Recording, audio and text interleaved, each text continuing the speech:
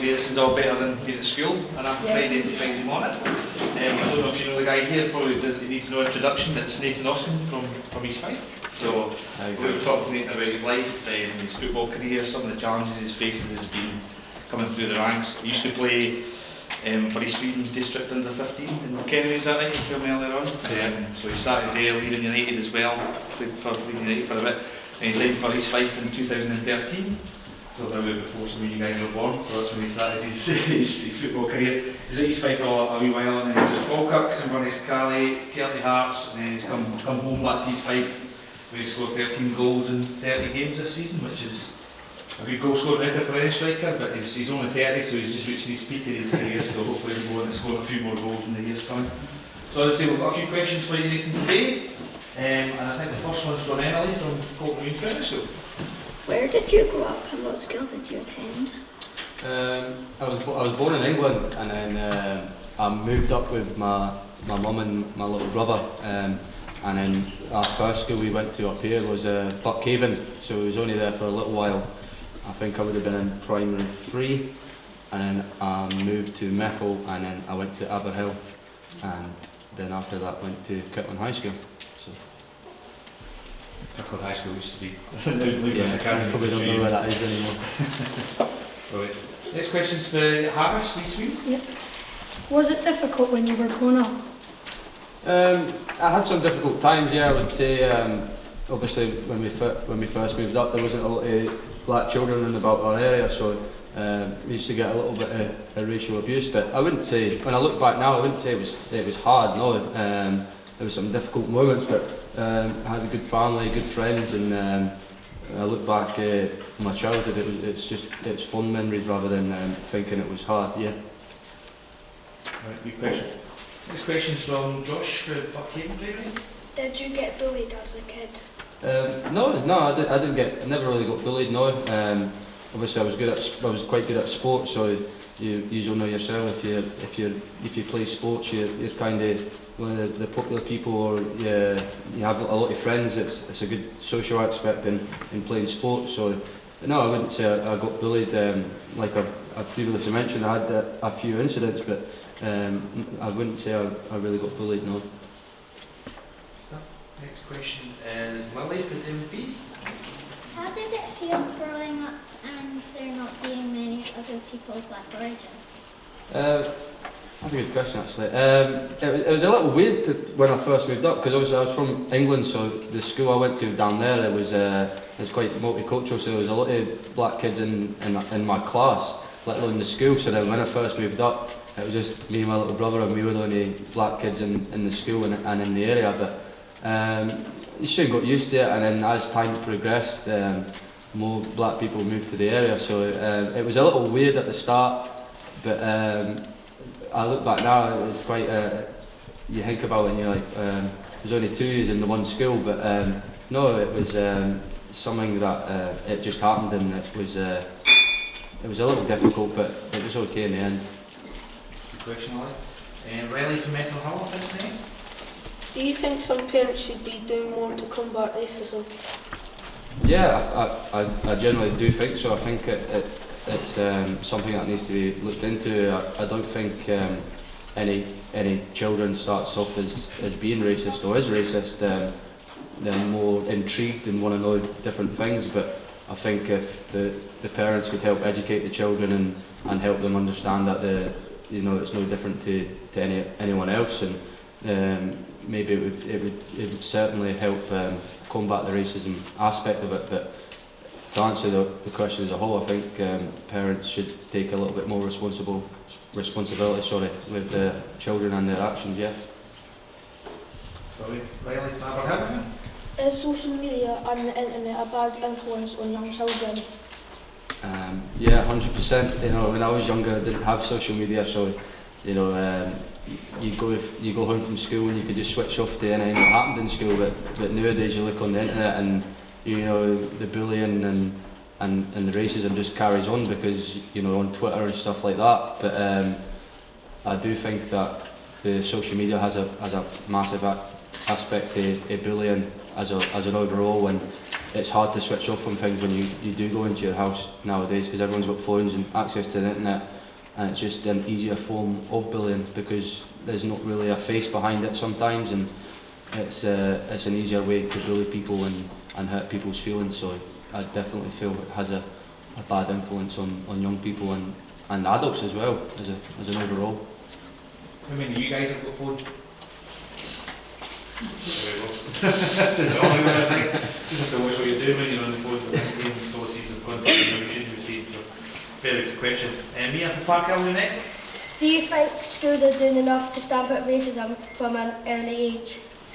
It's hard for me to say yes or no because I'm not at school anymore, but I certainly know when I was at school I had really good teachers, and I always felt comfortable enough to go and mention to them if I ever felt that I'd been racially abused or something had happened, and they took it really serious. So from my point of view, I would say that when I was at school it got dealt with good, maybe not highlighted as much, but certainly they took action when it came around. So I'm a bit old and a bit too old for school nowadays, so I can't say yes or no, but from my experience the school helped me with it, but maybe a little bit more highlighting certain things would help, but they certainly take it seriously, yes.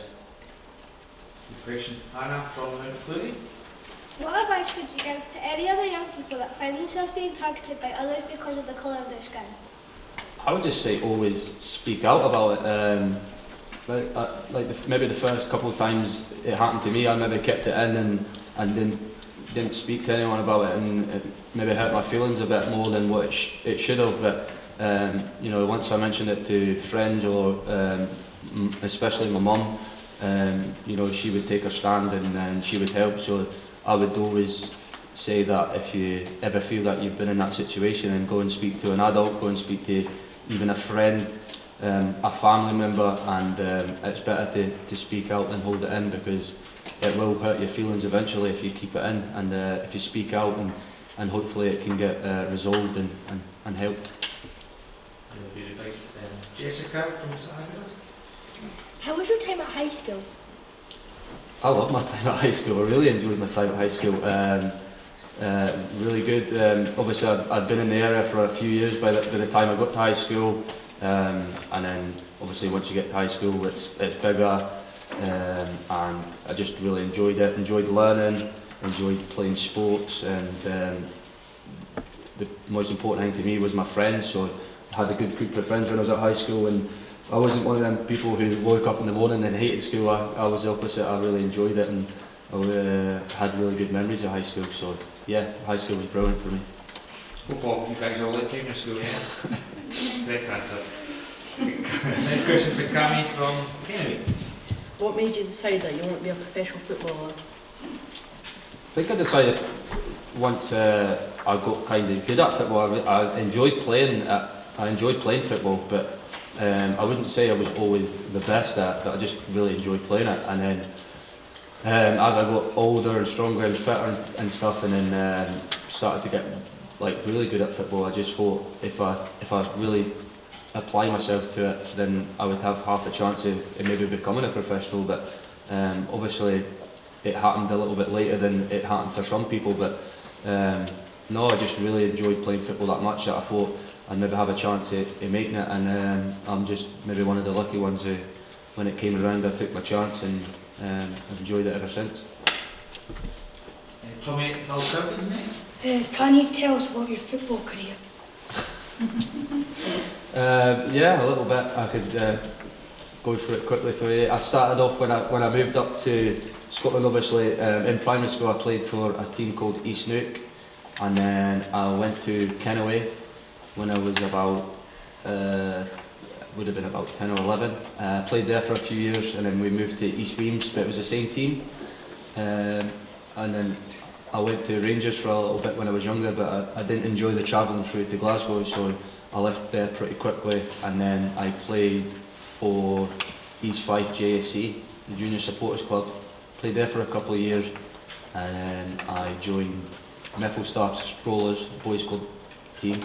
Was there for a year, and then I went to Levenmouth United, the amateur team, but I was still really young at that age, and then I signed for East Fife. They took a chance on me when I was about 18 or something, I think, and I was there for 3 seasons, and then I went to Falkirk full time, so that's when I thought I'd made it as in terms of being what I wanted to do is play football full time as my job.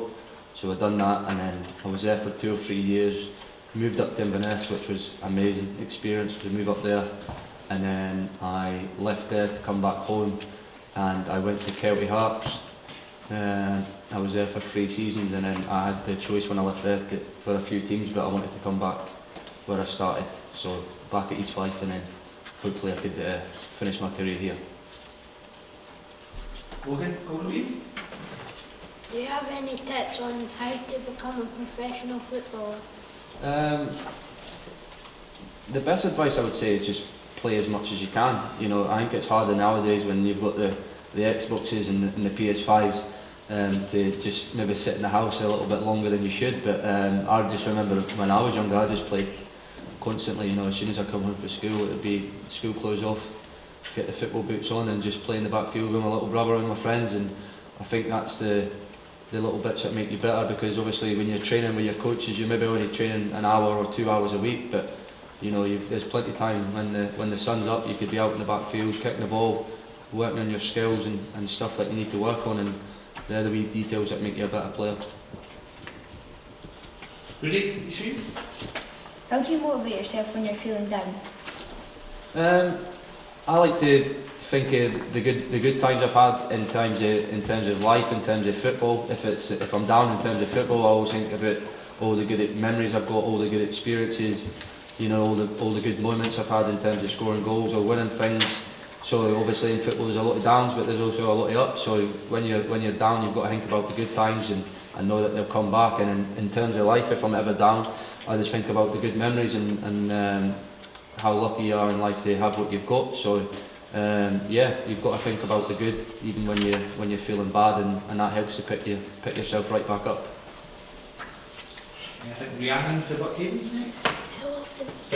How often have you experienced racism on the pitch? How did it make you feel? I've experienced it a few times. I remember the most recent one was I was playing. Who was I playing? Albion Rovers, and I just scored a hat trick, and I went over to their fans to give them a wee shush because they were shouting at me the whole game, and someone said a racial slur. But at that moment, it didn't really, because it was in a joyous moment because I'd scored the goal. So it was only till after I mentioned it to the referee and then after the game, it didn't bother me in terms of made me feel bad, but I just wanted to highlight it, if you know what I mean, to make sure it didn't happen again. So I put a statement out, and the both clubs came together and found the culprit, and he ended up getting banned from life from the stadium. But it did make me feel, I would say, bad or upset. It was just more like you want to highlight it for the younger people and make sure that it doesn't happen again. Spencer, next question. How does it feel after someone has been racist when you have to go back out on the pitch? When I was younger, it would make me feel nervous and not want to play, or try and hide and just wait to the final whistle so I could get off and get home. But now it doesn't really affect me in terms of how I play or how I feel.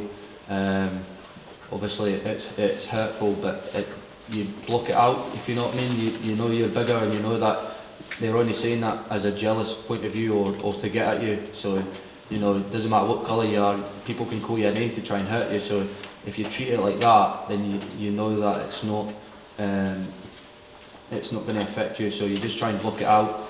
And then even now as an adult, after the game, I would go and tell the referee, tell the people in charge, rather than retaliate at the time. Do the fans respect you and support you? Yeah, I think so. You know, I think these Fife fans respect me, and I respect them. We've got a good relationship. Never had but good times with East Fife, and that's with all the clubs I've been at. Never had racial abuse or any thing like that for the clubs I've been at. So to answer your question quickly, I would say yes. I think they do. Casey from Methil. Do you treat equally as a team member? Yeah, definitely. I've always have, no matter what age I've been at. Always been treated the same as everyone else, and I don't think I've ever been treated differently from the colour of my skin in terms of being a teammate. So no, I don't think they do treat me the same. Yes. Yeah. Now for Parker, next. In your opinion, does the EUFA do enough to punish clubs when their player supporters give racial abuse? Yeah, I think UEFA's got. It's tough for to punish a whole club when it's sometimes just one individual. It's hard to comment on that in terms of what should happen, but I know that the sanctions are pretty harsh at the moment. But yeah, it's something that they would need to look into and try and maybe find harsher punishments. Yes. Next, for these next. What is your favourite match you've ever watched or played? I'm a Man U fan, so my favourite match would have been when Man U beat Chelsea in the Champions League final. I was still young, but really enjoyed it. And the one I played in was probably when I won the league for East Fife at Clyde, because I played with my little brother, so it was a special moment and one I'll never forget. Any Man U fans in here? Still one.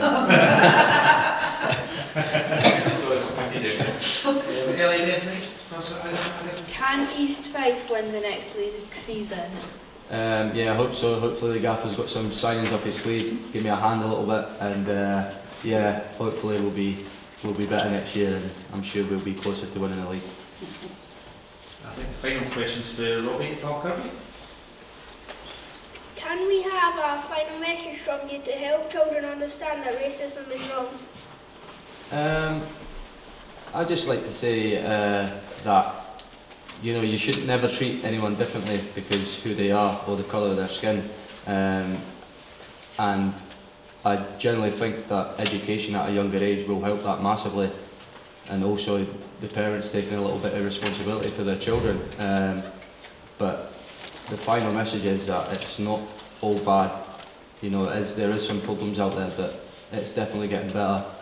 And with more things like this, more education, then we can probably help stamp it all out together. And Freya, I think you've got something to say at the end here? On behalf of the children here today and their fellow pupils in Levenmouth, we would like to thank you for coming here today to us about your life and help us combat racism. Alright, thank you. Fantastic. I think we should all give it